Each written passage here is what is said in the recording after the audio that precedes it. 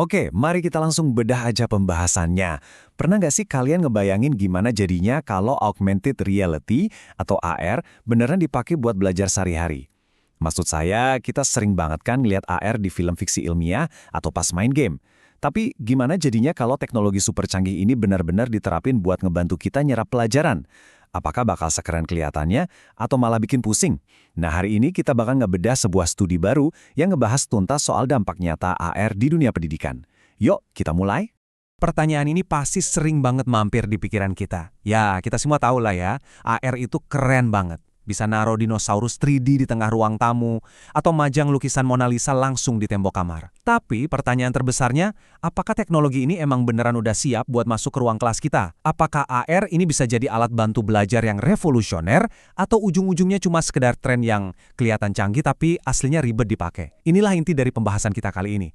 Nyari tahu batasan antara ekspektasi tinggi dan realita di lapangannya. Nah, buat ngejawab rasa penasaran tadi, ada sebuah studi yang ngetes ini langsung di dunia nyata. Mereka nggak cuma nebak-nebak doang loh. Mereka beneran ngumpulin 93 orang, campur nih, ada mahasiswa aktif dan lulusan universitas dari berbagai latar belakang. Semuanya diminta buat nyobain aplikasi Google Arts and Culture, spesifiknya fitur Art Projector. Buat ngevaluasi seberapa besar sih potensi belajar pakai AR ini. Jadi ini bukan tes di lab tertutup yang kaku ya, melainkan tes langsung ke orang-orang yang emang bakal jadi target utama teknologi ini. Bagian yang benar-benar bikin kaget dari data ini adalah kenyataan bahwa AR tuh udah bukan barang asing lagi. Faktanya, 2/3 atau sekitar 66,7% dari peserta studi ini ternyata udah pakai AR setiap hari.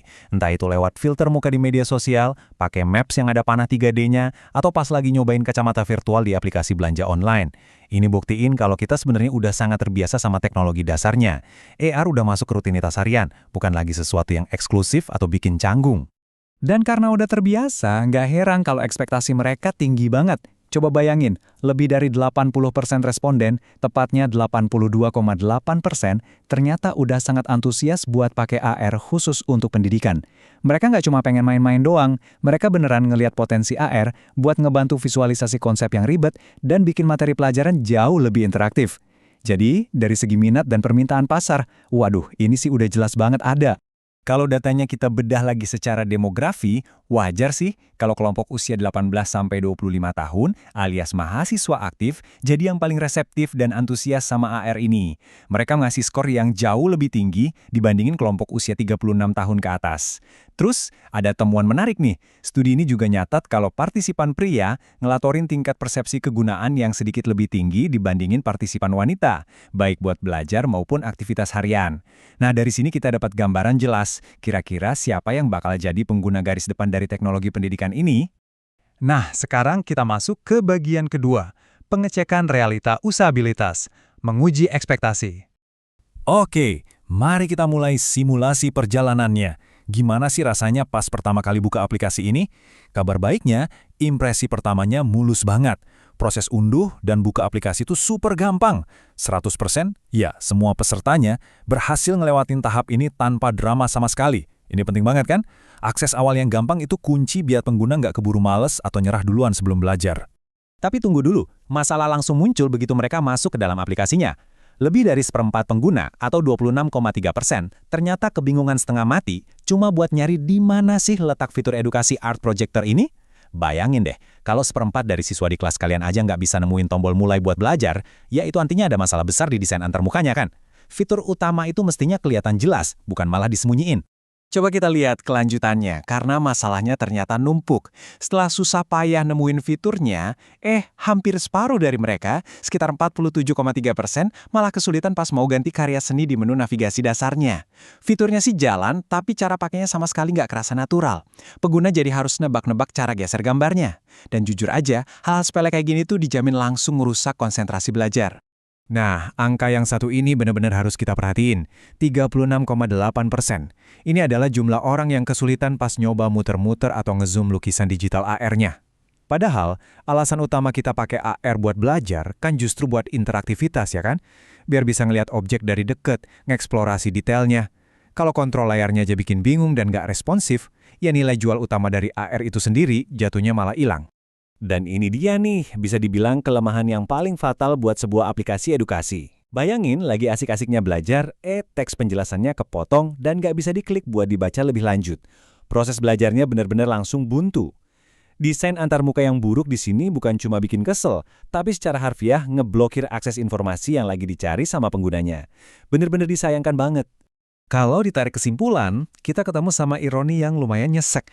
Di satu sisi, ekspektasinya selangit. 82,8% pengguna benar-benar pengen belajar pakai AR.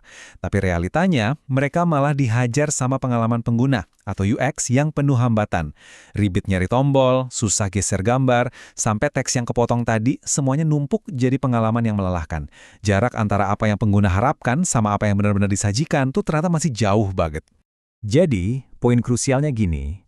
Dari kacamata sains, para peneliti ngebuktiin ini pakai hitungan yang namanya korelasi Pearson. Singkatnya, matematika ngebuktiin kalau kemudahan penggunaan itu punya kaitan langsung sama seberapa berguna aplikasi itu di mata pengguna.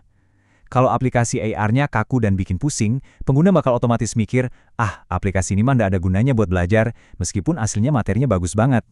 Intinya, desain antarmuka itu gerbang utamanya. Desain yang baik sama dengan pembelajaran yang baik. Kalimat ini benar-benar jadi inti dari seluruh temuan ini. Desain antarmuka tuh bukan cuma soal estetika, warna yang lucu, atau animasi yang mulus. Dalam teknologi pendidikan, desain adalah jembatan yang nyambungin kita ke ilmunya. Kalau jembatannya rusak atau susah dilewatin, mau secanggih apapun teknologi AR di belakangnya, ya proses pembelajarannya nggak bakal pernah kejadian. Untungnya, dari semua masalah tadi, studi ini ngasih kita 3 solusi yang praktis banget buat para developer. Pertama, navigasi itu wajib hukumnya buat dibikin seintuitif mungkin. Jangan suruh pengguna main petak umpet nyari fitur. Kedua, kontrol layarnya harus jelas. Kalau kita biasa ngezoom foto di HP pakai 2 jari, ya objek AR juga harus bisa digituin. Dan yang ketiga, ini esensial banget buat edukasi.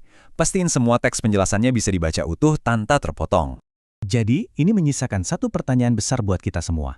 Teknologinya udah ada dan makin canggih, penggunanya juga udah sangat menantikan.